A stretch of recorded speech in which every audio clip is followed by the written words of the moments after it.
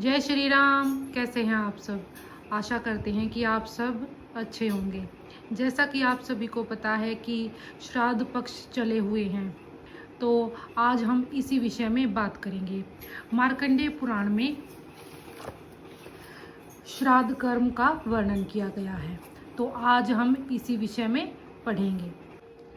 मदालसा बोली, बेटा, गृहस्थ के कर्म 3 प्रकार के हैं, नित्य, नैमित्तिक तथा नित्य नैमित्तिक। इनका वर्णन सुनो। पंच यज्ञ संबंधी कर्म जिसका अभी वर्णन किया है नित्य कहलाता है। पुत्र जन्म आदि के उपलक्ष्य में किए हुए कर्म को नैमित्तिक कहते हैं। पर्व के अवसर पर जो श्राद्ध आदि किए जाते हैं उन्हें विद्वान पुरुषों को नित्य नैमित्तिक कर्म समझना चाहिए। उनमें से नैमित्तिक कर्म का वर्णन करती हूँ। अभ्युदयिक श्राद्ध नैमित्तिक कर्म है, जिसे पुत्र जन्म के अवसर पर जात कर्म संस्कार के साथ करना चाहिए। विवाह आदि में भी जिस कर्म से वह बताया गया है, भली भांति इसका अनुष्ठान करना उचित है। नांदीमुख नाम के जो पितर हैं उन्हीं का इसमें पूजन करना चाहिए और उन्हें दधि मिश्रित जौ के पिंड देने चाहिए। उस समय यजमान को एकाग्रचित होकर उत्तर या पूर्व की ओर मुंह करके बैठना चाहिए। कुछ लोगों का मत है कि इसमें बलिवे सर्वदेव कर्म नहीं होता। अभ्युदयिक श्राद्ध में युगम ब्राह्मणों को निमंत्रित करना और प्रदक्षिणा पूर्वक उनका पूजन करना उचित है। यह वृद्धि के अवसरों पर किया जाने वाला नैमित्तिक श्राद्ध है। इसमें भिन्न औधर्वदेहिक श्राद्ध है जो मृत्यु के पश्चात किया जाता है। मृत व्यक्ति जिस दिन मरा हो उस तिथि को एकोद्दिष्ट श्राद्ध करना चाहिए। उसका वर्णन सुनो। उसमें विश्व देवों की पूजा नहीं होती, एक ही पवित्र का उपयोग किया जाता है।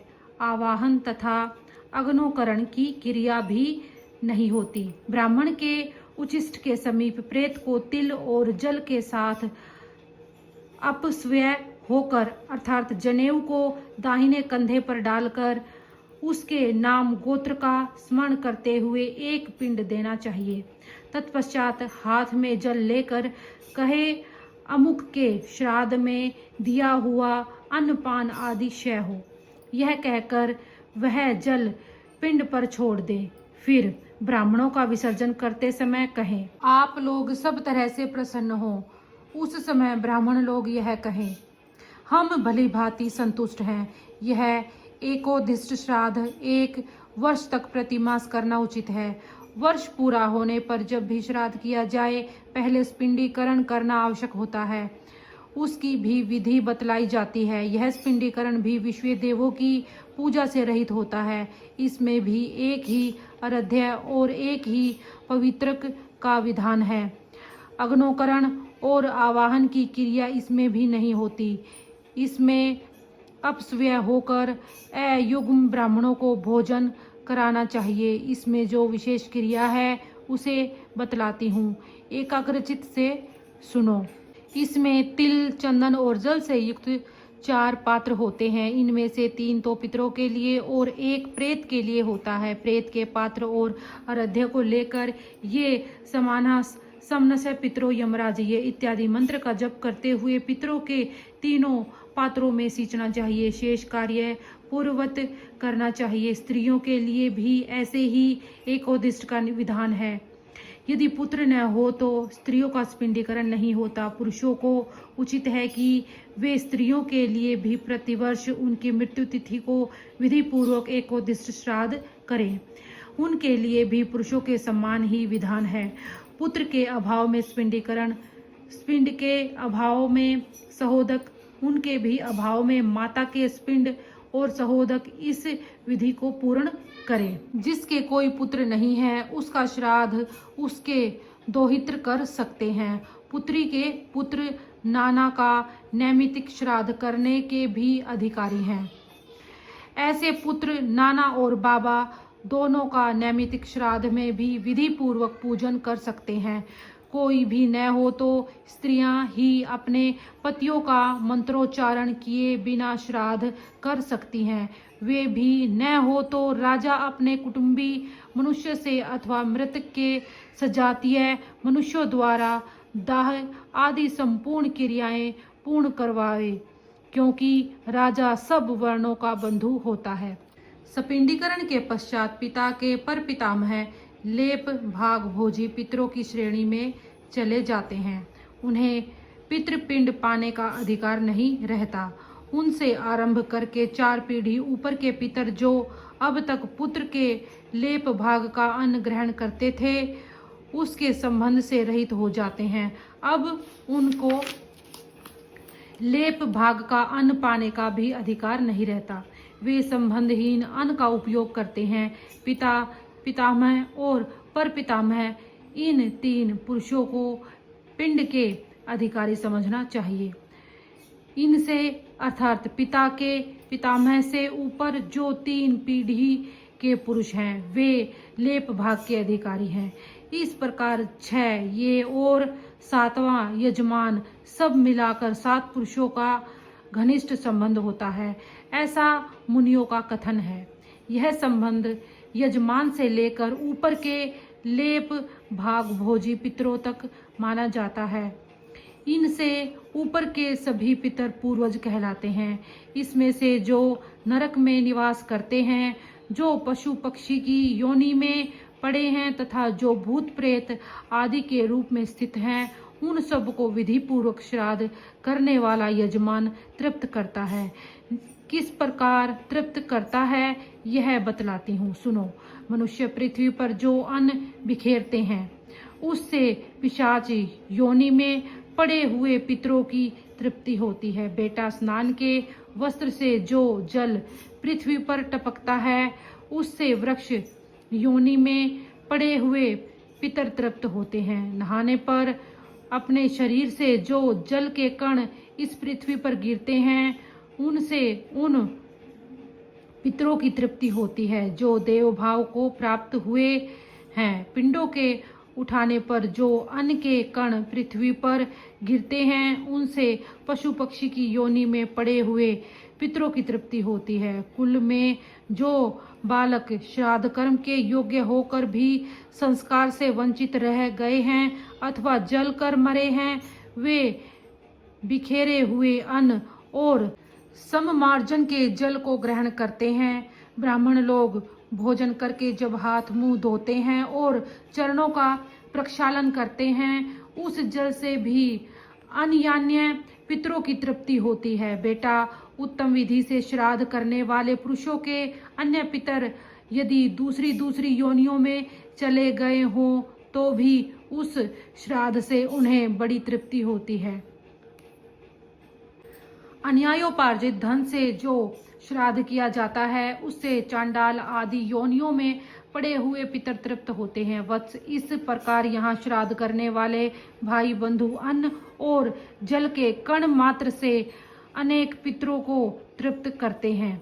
इसलिए मनुष्य को उचित है कि वह पितरों के प्रति भक्ति रखते हुए शाक मात्र के द्वारा भी विधि पूर्वक श्राद्ध करे। श्राद्ध करने वाले पुरुष के कुल में कोई दुख नहीं भोगता। अब मैं नित्य नैमित्तिक श्राद्धों के काल बतलाती हूँ और मनुष्य जिस विधि से श्राद्ध करते हैं उसका भी वर्णन करती हूँ, सुनो। प्रत्येक मास की अमावस्या को जिस दिन चंद्रमा की संपूर्ण कलाएं क्षीण हो गई हों तथा अष्टक का तिथियों को अवश्य श्राद्ध करना चाहिए। अब श्राद्ध का इच्छा प्राप्त काल सुनो। किसी विशिष्ट ब्राह्मण के आने पर सूर्य ग्रहण और चंद्र ग्रहण में अयन आरंभ होने पर विषुवयोग में सूर्य की संक्रांति के दिन व्यतिपात योग में श्राद्ध के योग्य सामग्री की प्राप्ति होने पर दुख स्वपन दिखाई देने पर जन्म नक्षत्र के दिन एवं ग्रह जनित पीड़ा होने पर स्वेच्छा से श्राद्ध का अनुष्ठान करें। श्रेष्ठ ब्राह्मण, क्षत्रिय, योगी, वेद यज्ञ, ज्येष्ठ, सामग, तृणाचिकेत, त्रिमधु, त्रिसुपर्णी, षटवेगवेता, दोहित्र, ऋषित्विक, जमाता, भांजा, पंचाग्नि कर्म में तत्पर तपस्वी, माता पिता के भक्त, शिष्य संबंधी एवं भाई बंधु, ये सभी श्राद्ध में उत्तम माने गए हैं। इन्हें निमंत्रित करना चाहिए। धर्म भ्रष्ट रोगी हीन नागन अधिकांग 2 बार ब्याही गई स्त्री के गर्भ से उत्पन्न काना पति के जीते जी जार पुरुष से पैदा की हुई संतान पति के मरने पर पुरुष से उत्पन्न हुई संतान मित्रद्रोही खराब नखों वाला नपुंसक काले दांतों वाला कुरूप पिता के द्वारा कलंकित चुगलखोर सोमरस बेचने वाला कन्या को दूषित करने वाला वैद्य गुरु एवं माता पिता का त्याग करने वाला वेतन लेकर पढ़ाने वाला शत्रु जो पहले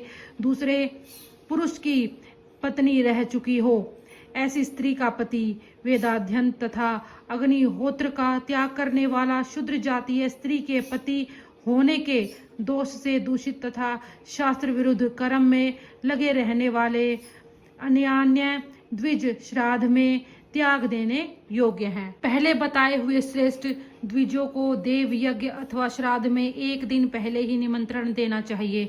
उसी समय ब्राह्मणों तथा श्राद्धकर्ता को भी संयम से रहना चाहिए। जो श्राद्ध में दान देकर अथवा श्राद्ध में भोजन करके मैथुन करता है उसके रजवीर्य में 1 मास तक पितरों को शयन करना पड़ता है। जो स्त्री सहवास करके श्राद्ध में जाता और खाता है उसके पितर उसी के वीर्य और मूत्र का 1 मास तक आहार करते हैं।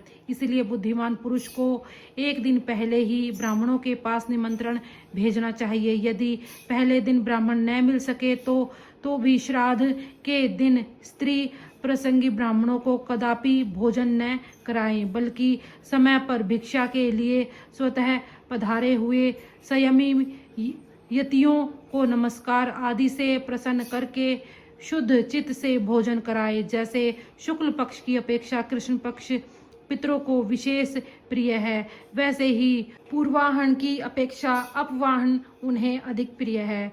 घर पर आए हुए ब्राह्मणों का स्वागत पूर्वक पूजन करके उन्हें पवित्र युक्त हाथ से आचमन कराने के बाद आसनों पर बिठावें।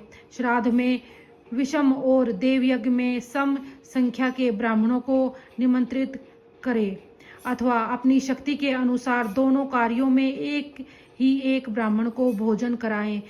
यही बात माता महों के श्राद्ध में भी होनी चाहिए। विश्व देवों का श्राद्ध भी ऐसा ही है। कुछ लोगों का ऐसा मत है कि पितरों और मातामहों के विश्व देव कर्म पृथक पृथक हैं। देव श्राद्ध में ब्राह्मणों को पूर्वाभिमुख और पितृ श्राद्ध में उत्तराभिमुख बिठाना चाहिए। मातामहों के श्राद्ध में भी मनीषी पुरुषों ने इसी विधि का प्रतिपादन किया है। पहले ब्राह्मणों को बैठने के लिए कुछ देकर विद्वान पुरुष अर्घ्य आदि से उनकी पूजा करे, फिर उन्हें पवित्रक आदि दे। उनसे आज्ञा लेकर मंत्रोच्चारण पूर्वक देवताओं का आह्वान करे। तत्पश्चात जौ और जल आदि से विश्व देवों को अर्घ्य देकर गंध पुष्प माला जल धूप और दीप आदि विधि पूर्वक निवेदन करे। पितरों के लिए ये सारी वस्तुएं अपव्यय होकर प्रस्तुत करनी चाहिए।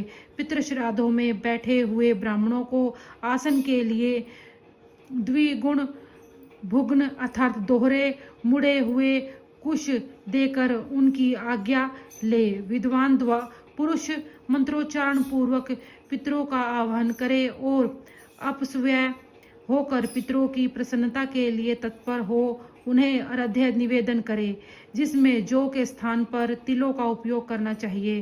तदंतर ब्राह्मणों को आज्ञा देने पर अग्नि कार्य करे। नमक और व्यंजन से रहित अन्न लेकर विधि पूर्वक अग्नि में आहुति दे। अग्ने कव्य वाहनाय स्वाहा इस मंत्र से पहली आहुति दे। सोमाय पितृमहे स्वाहा इस मंत्र से दूसरी आहुति दे तथा यमाय प्रेत पतिये स्वाहा इस मंत्र से तीसरी आहुति को अग्नि में डाले। आहुति से बचे हुए अन्न को ब्राह्मणों के पात्र में परोसे, फिर पात्र में हाथ का सहारा दे, विधि पूर्वक कुछ और अन्न डाले एवं कोमल वचनों में प्रार्थना करे कि अब आप लोग सुख से भोजन कीजिए। फिर उन ब्राह्मणों को चाहिए कि वे एकाग्रचित एवं मौन होकर सुखपूर्वक भोजन करे। जो जो अन्न उन्हें अत्यंत प्रिय लगे वह तुरंत उनके सामने प्रस्तुत करे। उस समय क्रोध को त्याग दे और ब्राह्मणों को आग्रह पूर्वक प्रलोभन दे भोजन कराएं। उनके भोजन काल में रक्षा के लिए पृथ्वी पर तिल और सरसों बिखेर तथा रक्षोघन मंत्रों का पाठ करें, क्योंकि श्राद्ध में अनेक प्रकार के विघ्न उपस्थित होते हैं।